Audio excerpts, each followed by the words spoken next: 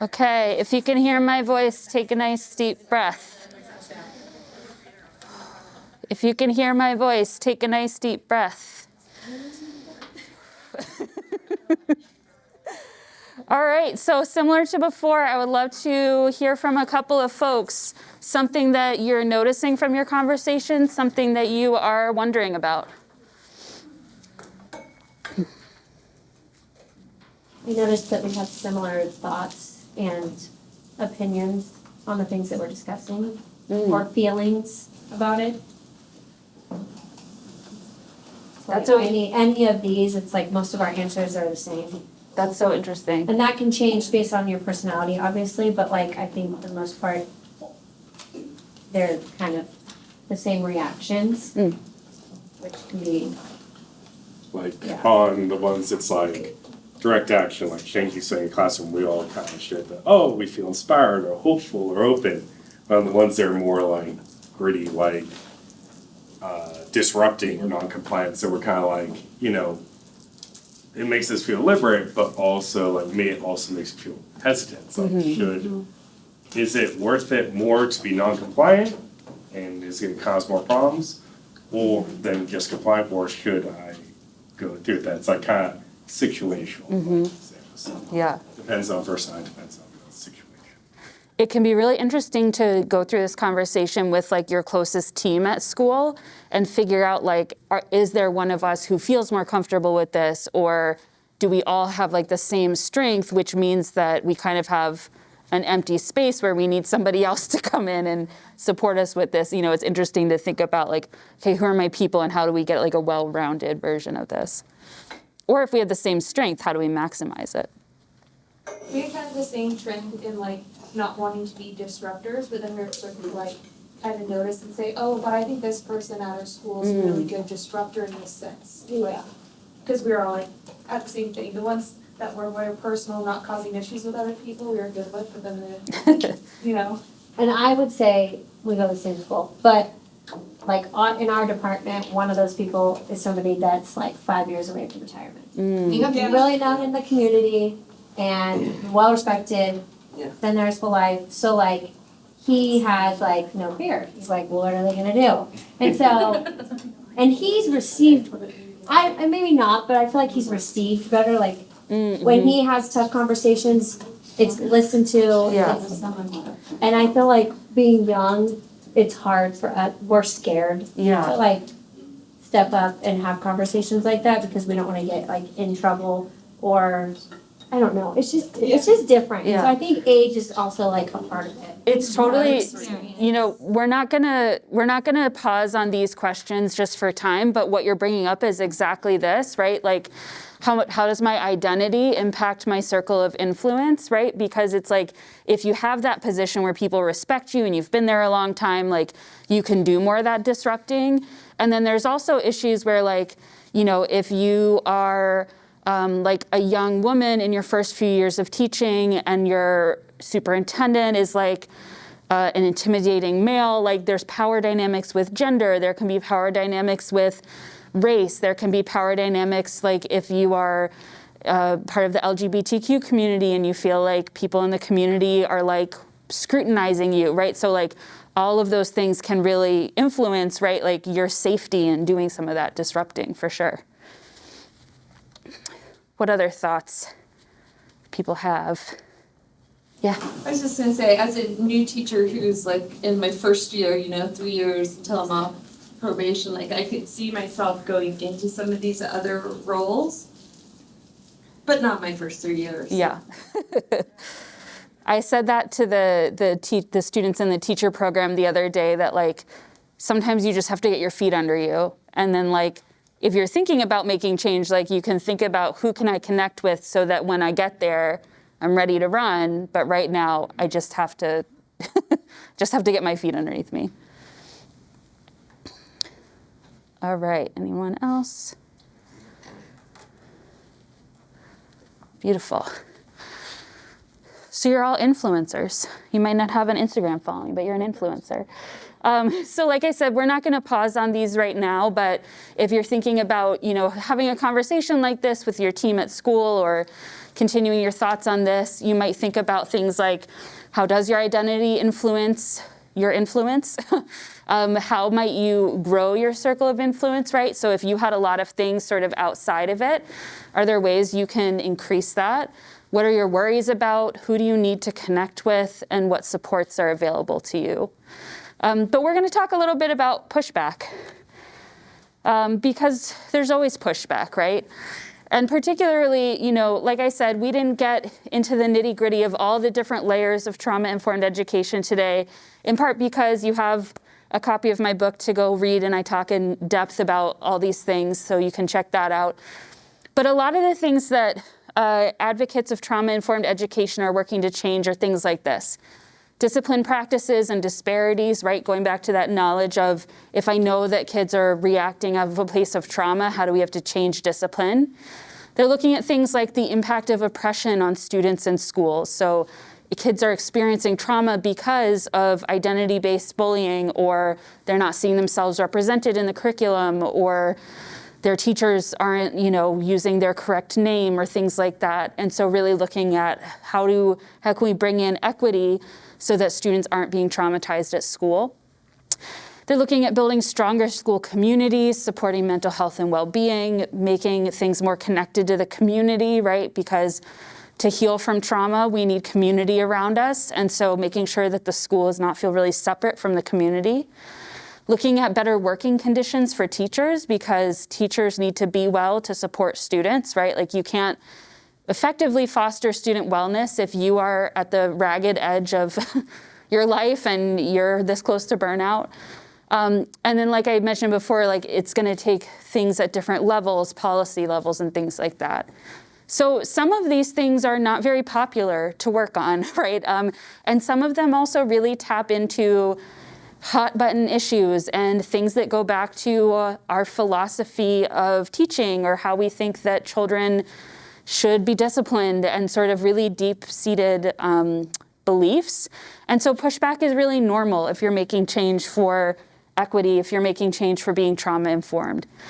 And that's why I always come back to this idea that it has to be about the critical connections, because if we try to make change and just sort of ignore relationships, we're not really going to get very far. And relationships are really at the center of most of these things around trauma-informed education. And so we have to be really mindful of how we are building those one-on-one relationships to try to build change, both with people who are maybe already aligned. So like we were talking about, who's a change maker that I know is really good at this thing or could be my ally, but then also people who maybe are not already on board. So when I think about pushback, I think about how, again, I don't want to make change to try to be trauma-informed in a way that is trauma-inducing, right? Like, if I come in and I say, we need to change our discipline practices because they're not trauma-sensitive, but the way that I'm going to do it is by saying, starting next week, you're no longer allowed to use any of the discipline strategies you've been using. Now you have to use all of these restorative practices, and although this way you've been doing classroom management is over, here's the new era. I would feel, let me find, where's my emotions wheel on that.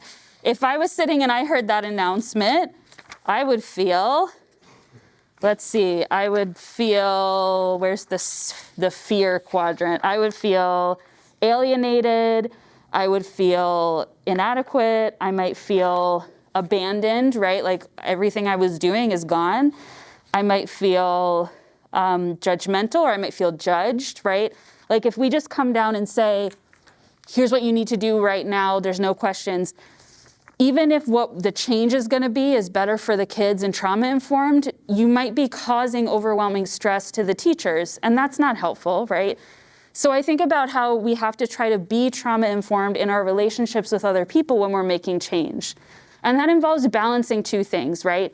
Because we don't want to slow down too much, right? We have to be uncompromising that These changes are important. We know that there's so many equity problems right now. We know that kids who are experiencing trauma are not getting what they need in school. And so I don't want to let go of that and say, oh, well, you don't want to change how you're doing discipline. You just want to keep suspending kids and punishing them and taking away their recess. Well, if you don't want to change, that's fine, right? Like I can't go totally down that road because then the kids are not going to get what they need. But at the same time, I have to honor that my colleagues are people and that it's hard to change, right? So like I have to balance that. Nobody wants to just have their whole work life change overnight. It takes time to rethink how we are working on things. We need to be sensitive. We need to really work in a relationship-focused way. Does that make sense what I'm saying with me so far? If I'm not, you can tell me that I'm not. So it's this idea that the process is the point, right? So being trauma-informed is not where we're going, it's how we're getting there and where we're going. So I'm gonna practice being trauma-informed in how I make the change. And so considering our colleagues, one element to think about is the idea of pacing for privilege. That's the idea, right, that sometimes when we're trying to make change in school, we slow down too much, and what happens is that then the status quo just stays the same, and usually it's the thing that benefits, the people who have always been benefited. So when the school says, like for example, I was doing some work with a school in New England, and they had asked me to come and look at, what's going on with trauma-informed practices in our district, what do we need to do? I did some student focus groups, and a huge thing that the students were saying was that not only were some of their classmates being racist, but some of their teachers were being really racist to them, and that was causing them a lot of stress and trauma. And so when I reported back to the leadership at the school, there was a lot of different things, but one of the things was it's really urgent that your staff does some training around race and racism because your students are saying that this is impacting them right now. So, we go through all my different recommendations. They make plans around some of them around SEL and different things.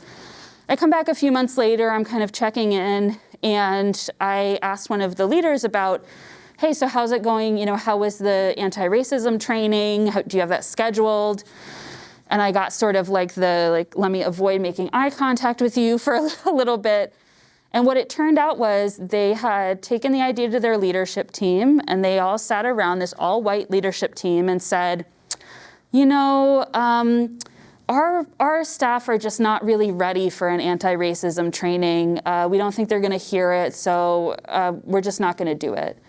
And they just decided that because they felt like they weren't ready, they just weren't gonna do it.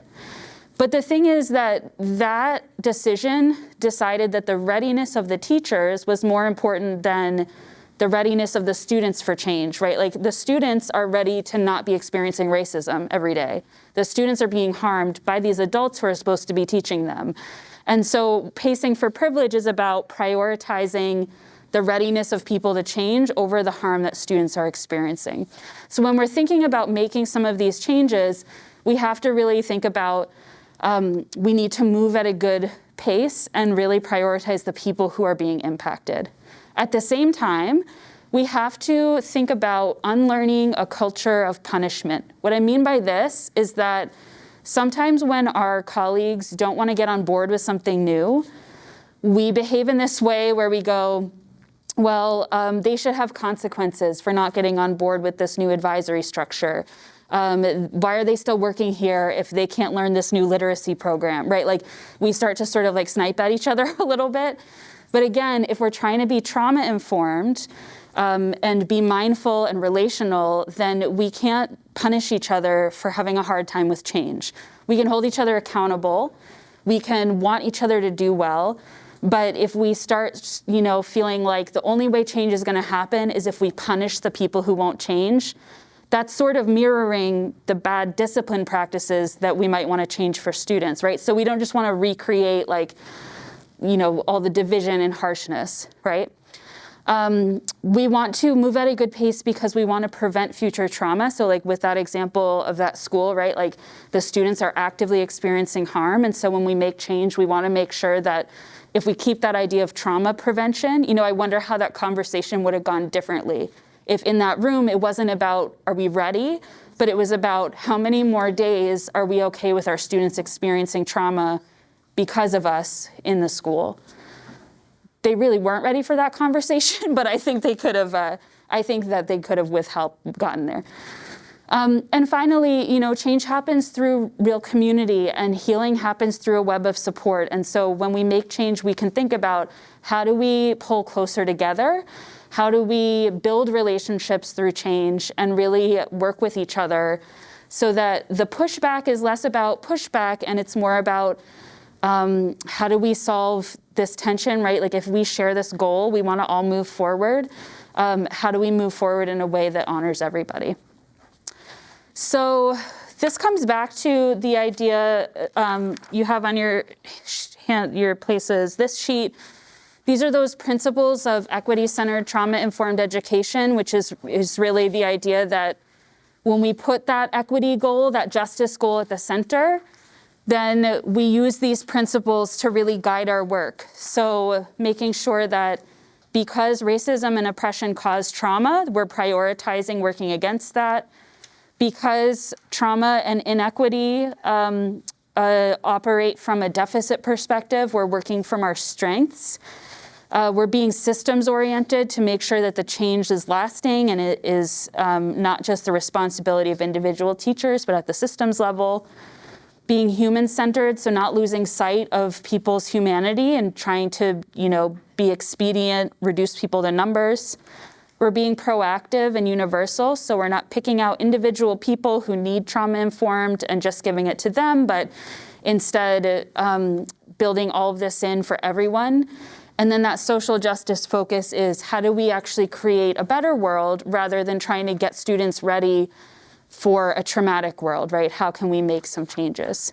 So these things can apply to how we work with each other through pushback. And so some of those ways, right, is this idea of honoring resistance.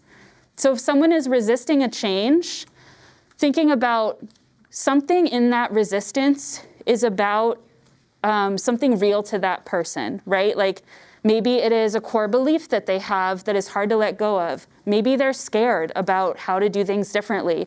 Maybe they don't see the benefit, right? Like, even if you hear someone going, well, I don't want to try this new thing, I don't want to make a change, and maybe you roll your eyes or you're like, come on, just get on board.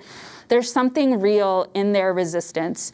And so how do we honor it? We can meet each other as humans first. We can come with some humility, right, of recognizing, I don't know everything about your perspective. We can seek to understand that perspective. We can live in sort of that both and, that there might be two different things that are both true. So rather than either I'm right or you're right, you can say maybe we are both right in some way. And we can try to validate what's valid, which means what is that kernel of truth in your resistance, and how do I validate that you're coming from a good place? So I just threw a bunch at you, but we're going to do a little case scenario to try to put some of this into practice. So we're thinking about, how can I honor some resistance? How could I be relational? And maybe how could these principles guide how I work with someone who has pushback? So here's our scenario. You have a colleague named Miss Q. She is a 3rd grade teacher. One of her students, Bailey, is clearly struggling and sometimes crawls under a table when he's having a hard time. So remember from our learning, right? Maybe he's having that trauma response. He's trying to keep himself safe. Miss Q typically responds to this by scolding Bailey and saying, you're acting like a kindergartner right now. Bailey only gets more upset because of this, and Miss Q ends up sending him to the office all the time. When you suggest that maybe Bailey needs a different approach, Miss Q says, these kids just need more discipline, not coddling.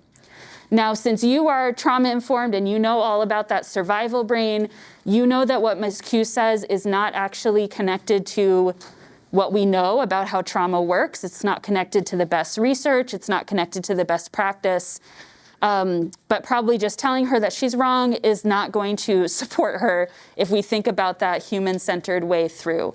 So we want to think about, how could we honor her resistance, right? What's that seed of what's behind it? How can we meet her where she's at? But also, how can we hold a high expectations and really believe that she can change?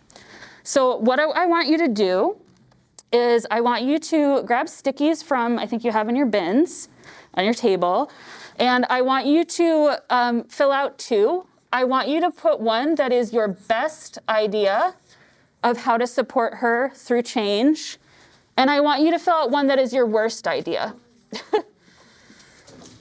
So take a couple seconds, fill out both, and then come and stick them up here.